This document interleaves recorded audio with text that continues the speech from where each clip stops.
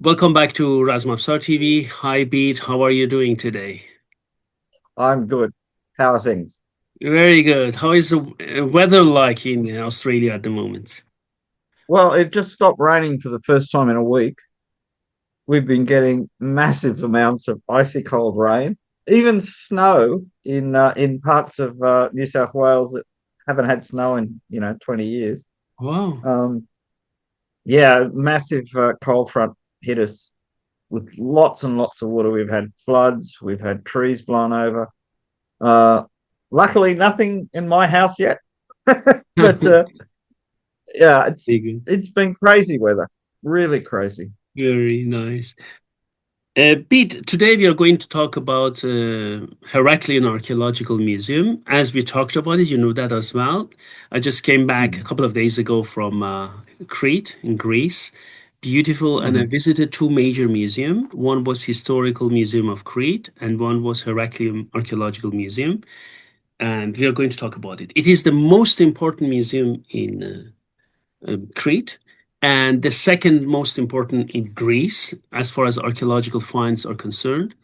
Just one thing for our members here, Crete doesn't have only one archaeological museum. In every city in Crete, there is an archaeological museum. But I visited the most important one. And because, Mhm. one of our subscribers asked me, yeah, why didn't you visit the rest? I said, yeah, because when I'm on vacation with my family, I mean, I cannot spend every day in museums. Yes, That's yes, clear. yes. You know, There are practical things. yes, exactly.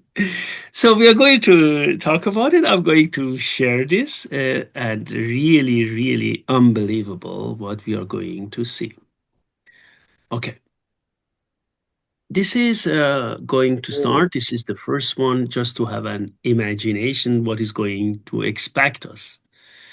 Pete, wow. take a look at those axe heads on top, right? On Mm. the right, made of gold.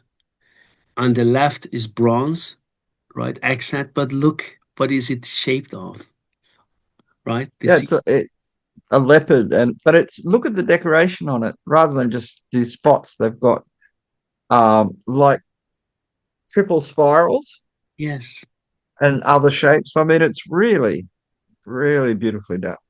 If that was a work of modern art, people would just have it on a little plinth or something in their house because it's so pretty.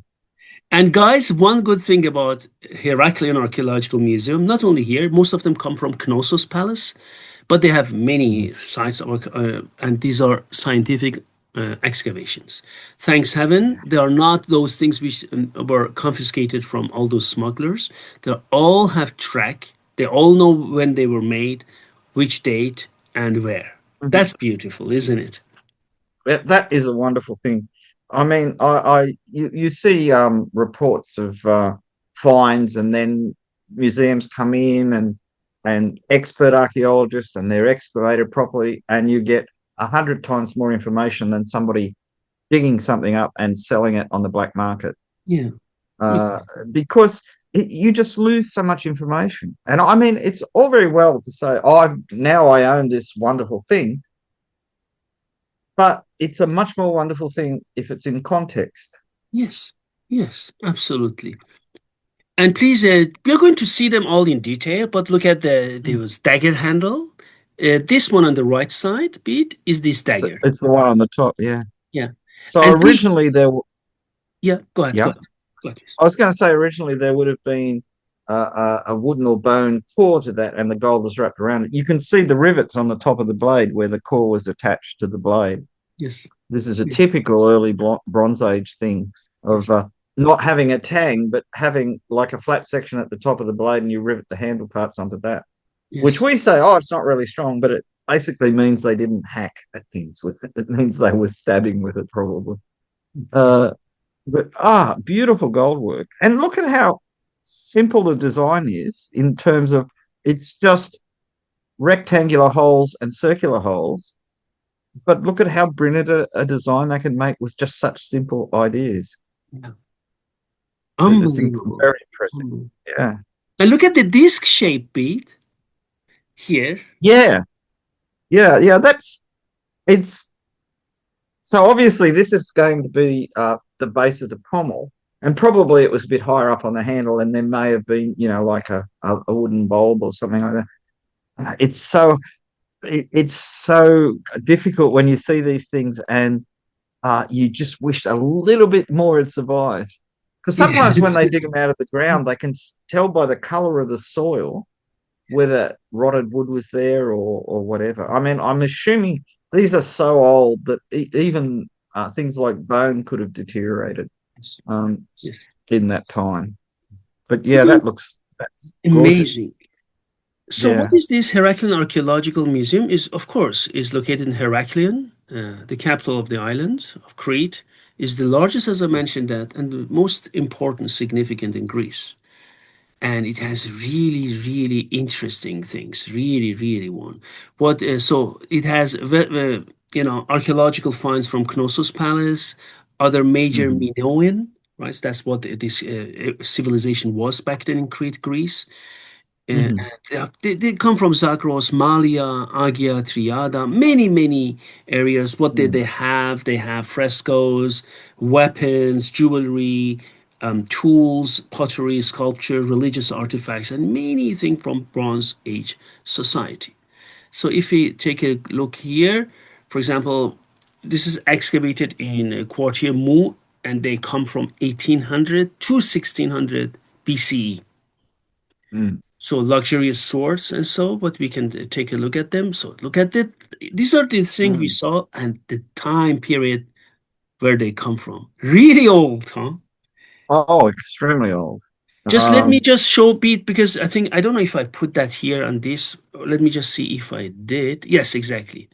I put my hand here just to have an imagination how long these swords are, right? yeah, And so please that's take into consideration my hand is in front of the protective glass, right? So I didn't work with this museum, unfortunately, to have them in my hand. Maybe I do, as Richard Nabel said, we should do that. Yeah, well, I'm going to write them. But think about it, Pete. Imagine my hand when it goes in, then it gets larger, right? Because it's in front of it. yeah, because of perspective for shortening. Yes. The thing that amazes me about that is, so that's possibly a few centimeters longer than, say, a Roman gladius. It's not a usually long sword, but it's quite long, Yeah. very long for the period. And this is before the New Kingdom in Egypt, Yeah. because the New Kingdom started in the 1500s, I think. Yes. Yes. So this is really early. Yet it's quite sophisticated in its design. Yes. And not just that one. I mean, there's a dagger blade missing its handle next to it, and behind that, what some people call a rapier, because Yeah. it's a long, thin sword, but they're not really, obviously, they're not rapiers. Of course And not. how they were used, we don't know. I mean, I've seen a few people um, publish stuff about how they think they were used, and some of them are pretty insightful. But again, no matter what we think, we don't know, because Mm. back then nobody was writing down how to use a sword, because only a few people could read, and they weren't people who used swords. They were, in fact, scribes and record keepers and priests.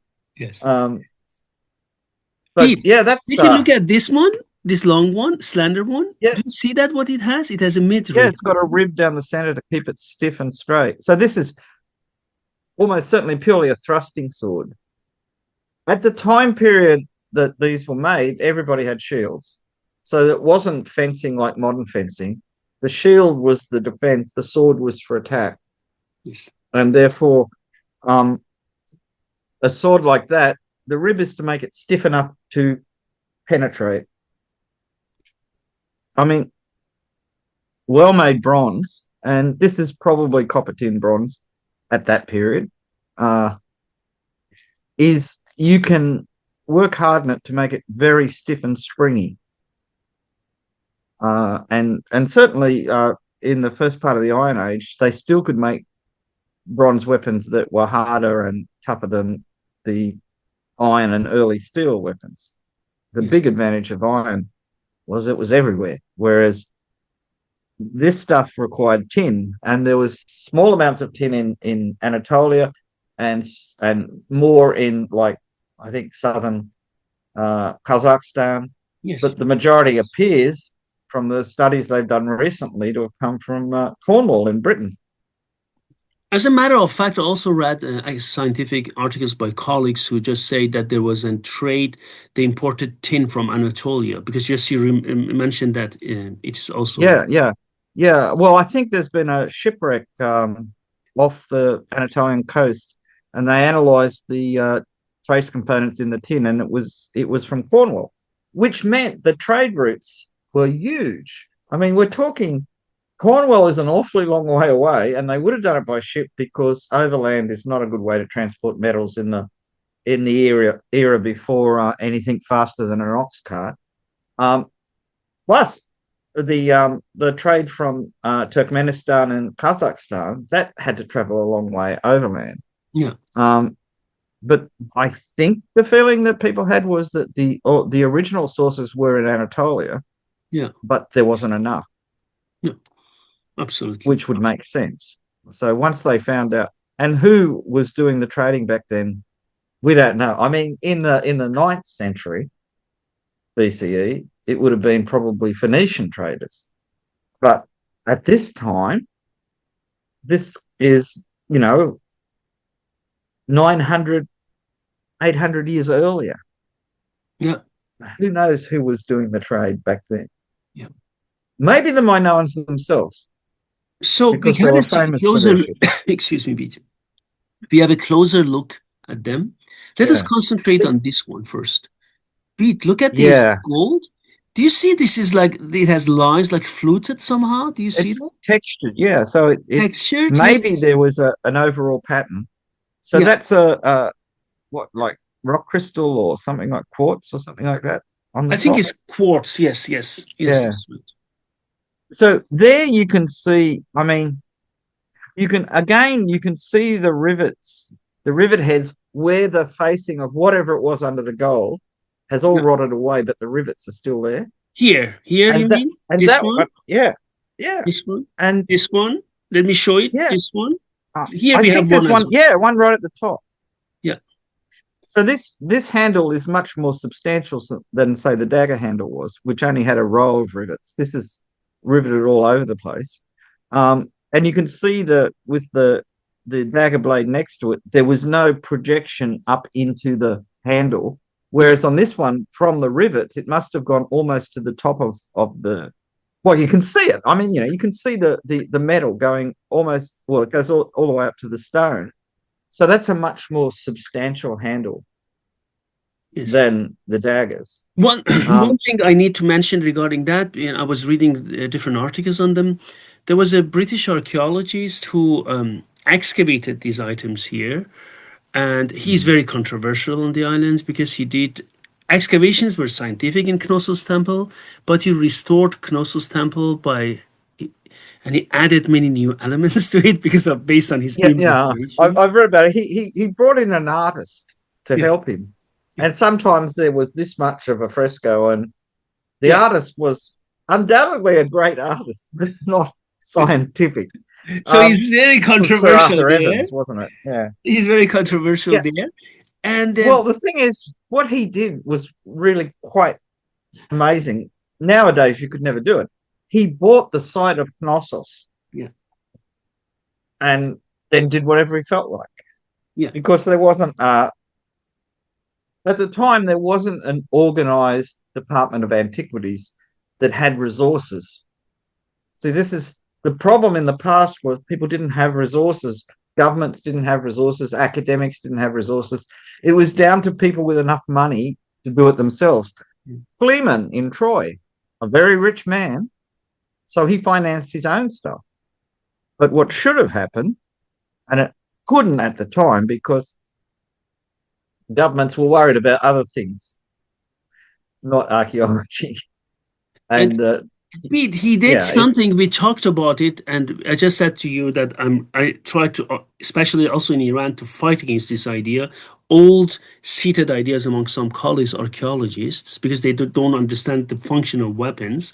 And he did the same, and now many people are contesting it. I think majority of archaeologists fight against this idea. When he came to this island, he believed that Minoan culture was a completely peaceful culture, like mm, Tibet. So then the yeah, idea he had was, what do you do with all these weapons they produced? And he said, listen to this, you're going to love that. Ceremonial weapons. Okay. yeah. Of This course, is we all both know what it means, right? And yeah, then yeah, they said Masonians are the other ones. They were bad guys, and these guys were like yeah. Tibet-like guys. And and now people are contesting it. Of course, you do not produce, and all Greek archaeologists say it as well. So many weapons because we're just sitting there. Oh, Misonians come and look at our ceremonial weapons. I Yeah, mean, yeah, so one thing I needed to mention that, and part of his argument is, look at this. He uses this one, right? Which we yeah, both know it can perfectly be used to handle just differently, as you mentioned it before. He said, yeah, and yeah, listen, he was not a swordsman, he was not a martial artist, nothing. He said, this is not good way of attaching a handle. It will break. But he forgot two things. First of all, it would not break. It depends how you make it. But second of all, why don't you look at these tanked ones? Why don't you look at these ones? Why do you yeah, only yeah, concentrate on this one? yeah. This is like biased research. You just concentrate on those Yeah, things which yeah, confirm. it's the view of the time. Look, the same thing happened in Central American archaeology. For a century or so, they said the Maya were um, astronomers. They didn't Yeah, fight, you're right. You're and right. then they when they gradually started deciphering Mayan written language, it's all about fighting It because is. they were just like everybody else. Yeah, exactly. They Um, also said Aztecs were bad guys, Mayas were not. You're right. yeah, You're yeah. right. And I mean the Mayans. I mean, thank goodness there's a lot of Mayans alive today, despite the fact that everybody says, "Oh, the civilization collapsed." But there were still people there that still spoke the languages, Yeah, Mayan and they don't. still had traditions. Um, Yeah. it's biases that people have. If you don't know any details about a civilization, then you fill in what you would like it to be. Yeah. And therefore, if you want it to be peaceful and egalitarian and all that, that's what it is. If you want it to be communal and whatever, that's what it was. It's not until you actually have the artifacts and look at them carefully and work out what they were used for. I mean, Pete, I think, on our channel we have this, one of the best. I mean, he's top. Researcher, historian from Mexico, and he's native as well, native American, mhm. native Mexican. And then he said, Manusha, I can't. One of the these things I did with him in Spanish. He said, I can't hear it. Guys, listen. The Mayans were no Tibetan monks. And that's what he said. He said they were as fighters as Aztecs. Stop making this propaganda. And then he said, and before you accusing me, oh, why do you say that? My ancestors were Mayan and Aztecs. Because and he's native, right? Yeah, And he said, but stop talking like that because they were not some Tibetan monks. And what you said reminded me of what Antonio said, and that's why I'm yeah. laughing. Well, I've got to stand up for the Tibetan monks because there was a traveler, a pair of travelers, Abbe Hook and his friend, went through Mongolia and Tibet in the 1800s, and everyone was frightened of the Tibetans Yes, because exactly. they were so tough and so warlike. I mean, yeah, sure, they had monks and they had the Dalai Lama of each Dalai Lama, and they had all that. They also were very warlike. They were. um, the tribal groups particularly, but they had a fully functional. Department of War in their government and everything like that. Fact of people's beliefs and religious um, attitudes uh, doesn't stop them from defending themselves Yes, and absolutely. developing military techniques, because otherwise nobody would have done it. Yes. I think it's yeah. I must admit I can remember way back in the day when I was much younger. I think there was a scientific American article on Chichen Itza or one of the Mayan cities, and it was a study of how the buildings were laid out and how it was probably built in that. Yes. That was 30 years ago or something like that.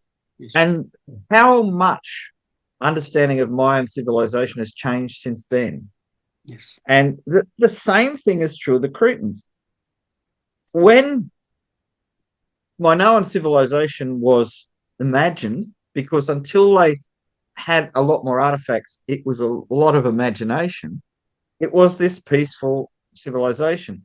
When they found the frescoes on Thera, or Santorini as it is, which date from that period, and they found all these warships were painted on the walls, Yeah. because you don't make an ordinary ship and put a ram on it.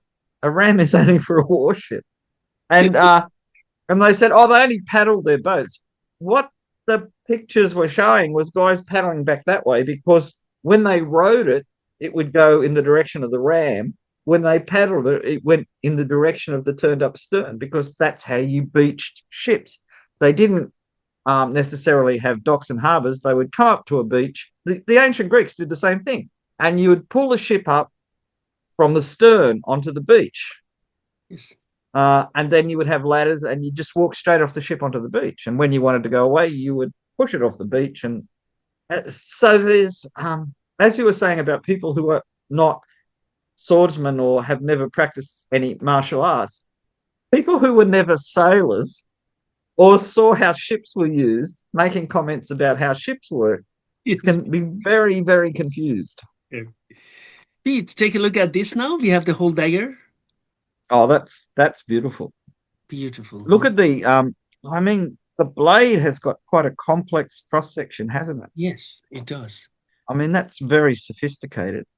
And because the gold work has survived, you Yeah. can get a good idea of the structure of the handle Yes. that the gold used to cover, which you can't. I mean, when that rapier like one, it's just a few rivets and a bit of tang. It's very difficult to work out what the handle would be like. With this one, you know what the handle would be like. Um, if So beautiful. now look, speculation, I'll admit, but say for instance that handle was made out of olive wood, which is a common material. Olive wood is very hard and very dense, Yes. and its fibers interlock really well. It's a very strong material. The Ottomans used to make khanjar with olive wood handles. I've Bede, handled one, Bede, 16th century. Bede, I also made videos, but if you wish, we can talk about it. They kept the tradition of Cretan knives. They have many knife makers there. They make Cretan knives, and they have two materials to make Cretan knives handle. One of them is krikri, as they call it, krikri goat, the traditional goat there, horns, and Yeah, one yeah. of them is olive wood handle. And I Ah, talked to right. a Well, that knife makes maker, sense. and he said, "This is our tradition for centuries." Olive wood. That's what he Mm. said. Just because it reminded me of that. Yeah, well, that was lucky. I picked that, because that was my immediate thought.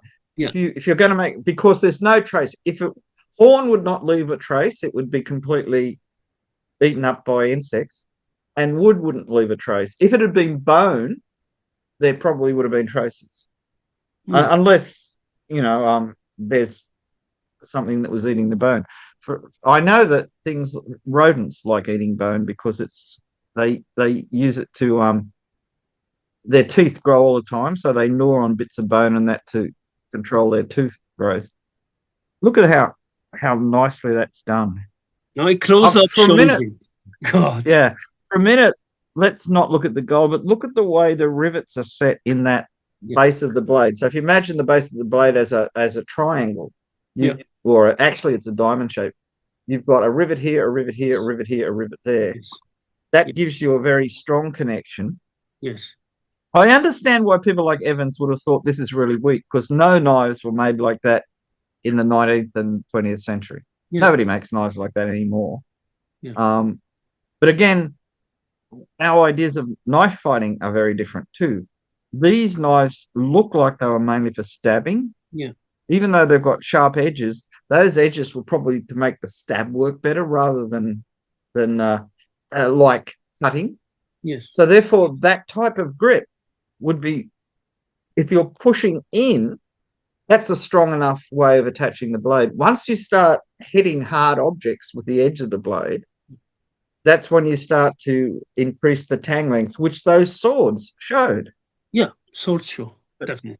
but looking at the finishing of the gold, look how well placed all those decorative holes are. Yeah.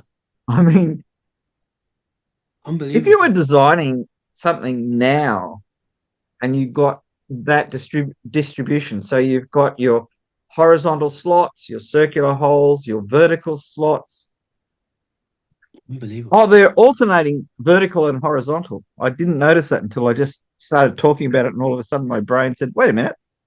So they're alternating um, two vertical slots, three horizontal slots, two vertical slots, three horizontal slots going round the handle.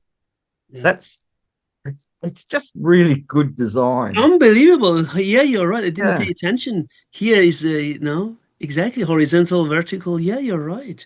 Yeah, yeah. and it's the same nearer the grip as well, nearer the crossguard one Yeah, area. as well. I assume it underneath that disc, it's the same because yeah, it's horizontal then vertical, and the disc has concentric groove. Well, they're not grooves; they're raised areas, Yeah, yeah. concentric raised areas on it. Raised, I mean, yes. it's yeah. Owning a knife like that would be really nice. I wish someone would make it today. Yeah, look, there's a lot of good craftsmen around. Yeah. See, the problem is without you doing this and putting it on the internet, there's a lot of people wouldn't know this existed. They don't, no. Or they may have seen it in a small black and white illustration from the 1930s or something You know, that's that's been why reproduced. I just want people, thanks for mentioning that. One of the reasons in our, in Razmafzar, what we have, okay, I have access to Iranian museums. I can have them in my hands and then I have a copyright. I can show it, measurements and so. But these visits of museums, I do, other members do, Usman does, everyone else does, is to share as much as we can about arms and armor.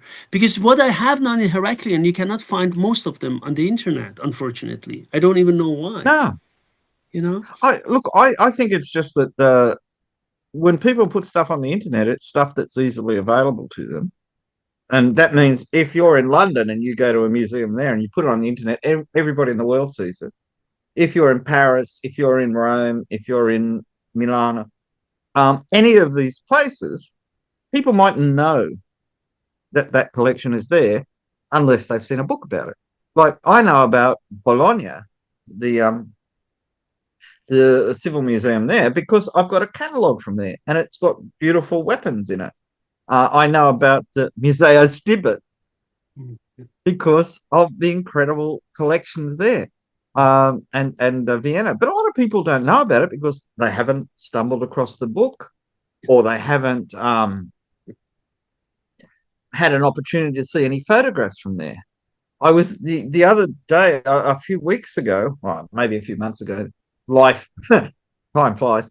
Uh, I saw a whole group of uploaded high definition pictures from some material in a Turkish museum, uh, Persian miniatures actually, Oh, and they were such high quality you could see the designs on the scabbards of the swords and everything. oh, And that, but if you looked at this 5 years ago, you would have seen grainy pictures because that's all they had to put up on the internet at the time. But gradually, people are getting interested. They approach the museums. Museums say, "Oh, well, people are interested in this. We'll publish better quality yes, photographs." yes, absolutely. So it's it. But as you said earlier, a lot of museums and in a lot of academic circles, people don't pay enough attention to weapons, No, the art. on weapons and the technology of weapons. And I think it's one of those things because people put weapons in their tombs and stuff. It is a gateway into the technology of the time, whether you're interested in martial arts or not. Yes, I that's mean, the technology of that is quite advanced. So Malia is a Malia, nice city there in mm, Crete. Very beautiful city. I mean, my kids always wanted to go to Malia because they have lots of nice beaches there. But it's from 1800 to 1600 BCE, and they have lots of weapons. Among them, that panther or leopard or whatever, oh yeah, 1800 to 1700 BCE. Look at I this. see how beautiful that is. It's unbelievable. I The mean, you know, the unbelievable. Oh, it God. looks to me as though where the edge of the axe would be, which is towards the rear of the panther, Yes. um, Yeah. you can you can see it's been used, I think, or Yes. maybe it was just sharpened and it was Yeah. corroded on the sharpened edge. This If one. you Yeah. look at the way it's put together, Yeah. um, I think it's wearing a harness. There appears to be something around its neck and something going back from the top of Ah, that right. behind Here. its front Here. legs. And here. So Yeah. that you have that kind of harness sometimes shown on guard dogs and stuff like that. But if you had a leopard that was a pet of the king, then maybe you'd want to have something to restrain it. Leopards are notoriously bad tempered and enormously strong. Oh, yeah. But I love the way they've integrated that pattern Pete, look for at its the body. eye. Beautiful. Oh yeah, the eye is beautiful. And he's got spots on his face, but he's got this elaborate pattern on his body, or she. Yeah. Because I mean, we think of it as a leopard because of the spots and everything, but it has a lot of the features of you would see in later sculptures of lions in the Middle East. Yes, it does. So, but then again, leopards and lions, they're both pets. So, Yeah. but yeah, that's Two nice. spearheads, Pete, and they have lots of Mhm. spearheads. It's from Malia, the same period. Yeah. And then they use, and they're excavated, right? That's Mhm. important for us. Excavated. They use tanked spearheads and socketed Mhm. spearheads. I wonder if the Tang spearhead is for a javelin, Could be, yeah. because Could the be. advantage of a Tang spearhead on a javelin is that with a spear, where you're using it as a spear, you want a strong connection between the head and the body so that you can push things aside, you can jab, whatever. But with the javelin, you only want it to penetrate when it hits. And a tang is a very strong thing for that. But I mean, aside from the Japanese, not many people use tang spearheads for melee fighting rather than missile use. But Pete, bear take in a look mind at how, here. Pete, take a look at yeah, here. yeah, so it's thickened so that it doesn't push through the shaft. It probably was wrapped with something, whether a vegetable fiber or sinew, and covered with birch bark or something like that. By the way, It's a very before some people forget, before I forget, some people ask, these numbers were put by archaeologists during excavations. Okay, so just yeah. So that relates back to the documentation of the dig. So people can say, oh, this is number such and such, and you look it up in the documentation. It was dug up over there. It was next to this. It was underneath that. yes, Really important yes. that these things are documented. So this is not this is okay. This is from Malia Palace, 1800, 1600, and this sword. We are going up. Sorry, we are going to look at it. So what it Wow. has? It's a bronze sword with gold cover rivets for attaching the hilt, of course. Then inside the sword pommel is decorated is a repoussé acrobat performing a full backward somersault. Let me just show it to you here. You see that here inside, right? Oh, is that? Oh, yeah, yeah, yeah. There's a big This photograph one, next. which goes inside there, right? They separated it, and it comes here on top, Wow. right? And this is this acrobat. You see that? They designed it here, they drew it here, Mm. and they come on top. And this is exactly this. So, Yeah, yeah. and The now the before we Minoans go there, really like Pete, sport. yeah.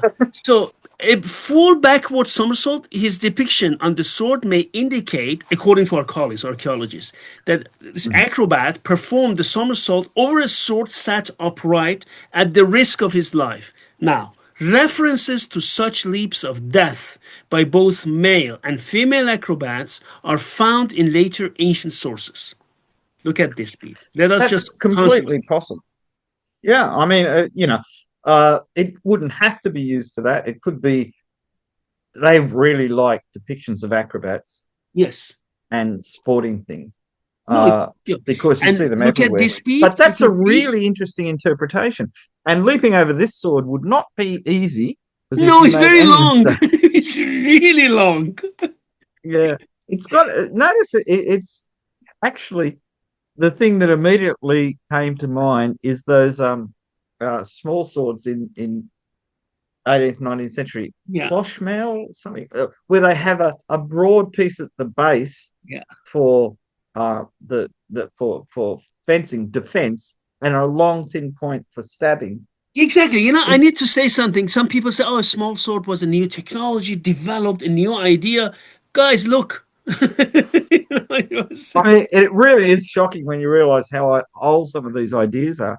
But it does suggest that by this stage, there was a bit of fencing going on. Or, alternately, it may be just similarity. It may just look the same and it doesn't have the same purpose. Pete, look at the gold work here. Isn't it beautiful? Yeah, it's beautiful.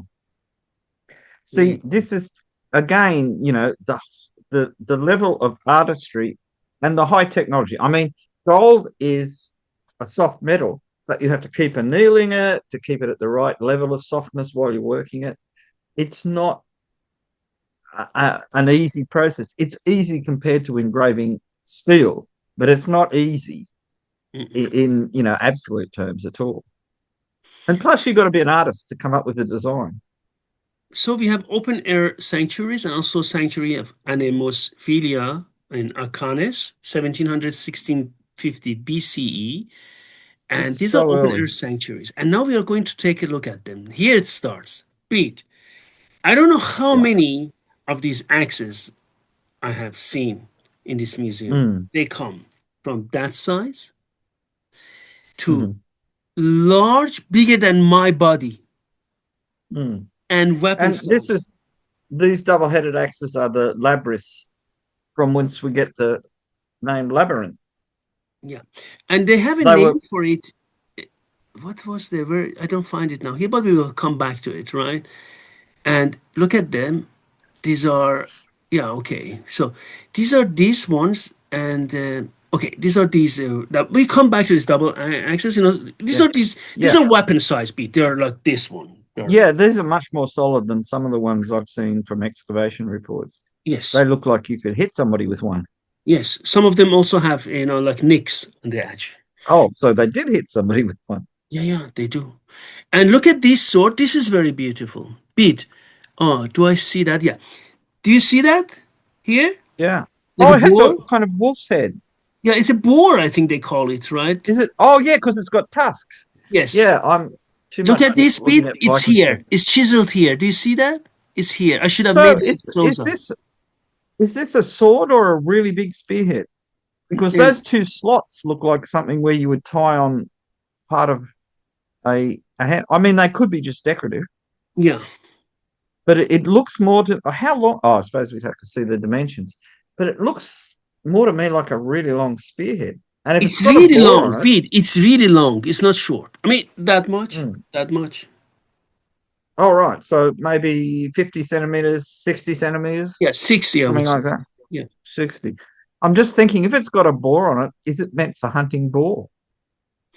Because maybe. wild boar are dangerous. Look at this. Look at this tip. Yeah, Here it's we a are. strong point.